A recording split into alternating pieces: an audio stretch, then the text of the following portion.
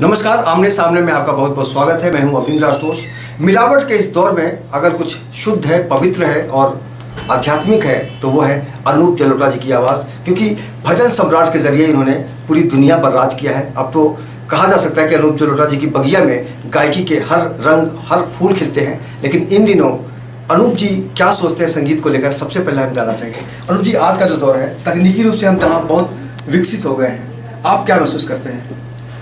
बहुत अच्छा संगीत है आजकल का। मैं भी इंजॉय करता हूँ। बेबी डॉल बहुत पसंद आता है मुझे वो गाना, क्योंकि हर तरह के संगीत की एक महक होती है और उस महक को फैलना चाहिए। लेकिन कुछ संगीत ऐसे होते हैं जो ज़्यादा देर तक टिकते हैं, तो हम उस संगीत पर काम कर रहे हैं जो 40-50 साल तक रहें, कम से कम 100 साल तक रहें। अब जैसे कुछ भजन हम लोगों ने शुरू से सुने, पायो जी मैंने राम रतन पायो, ऐसी लागी लगन मीरा हो गई मगन, 40-40 साल हो गए इन भजन को आज भी लोग सुनते हैं। तो हम उस क्षेत्र की तरफ काम करना चाहते हैं जो मन में बस जाए और टाइम बर्नी ना हो, तो हमेशा चले। और आज के दौर के अगर हम गीतों की बात करें अमित जी, तो अनूप जी, तो सुबह जो आम जो श्रोता होते हैं वो सुबह सुनते हैं, शाम तक याद नहीं रख पाते, और ऐसे में आप लगातार अपनी आवाज़ से लोगों पर जादू करते जा रहे हैं। इसमें क्या, इसको क्या समझा जाए? बस इसके पीछे लगन है, मेहनत है और रिसर्च है कि काम ऐसा किया जाए जो देर तक रहे। हम भी इस तरह का काम कर सकते हैं जो 2-4 महीने बाद लोग भूल जाएंगे, लेकिन वो हम नहीं करना चाहते। हम हमेशा ऐसा ही काम करेंगे जो परमानेंट रहे। बिल्कुल। अगर देश की स्थितियों की बात करें तो नरेंद्र मोदी जी की सरकार ने बहुत अलग अलग फैसले लिए, नोटबंदी का भी दौर आया। एक कलाकार के तौर पर आपने कुछ बदलाव महसूस किया इस दौरान?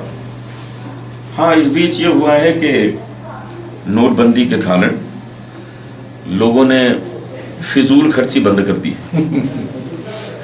और जो फिजूल खर्ची होती है वो एक्स्ट्रा मनी से होती है। जब एक्स्ट्रा मनी पॉकेट में होएगा ही नहीं तो फिजूल खर्ची कैसे होगी?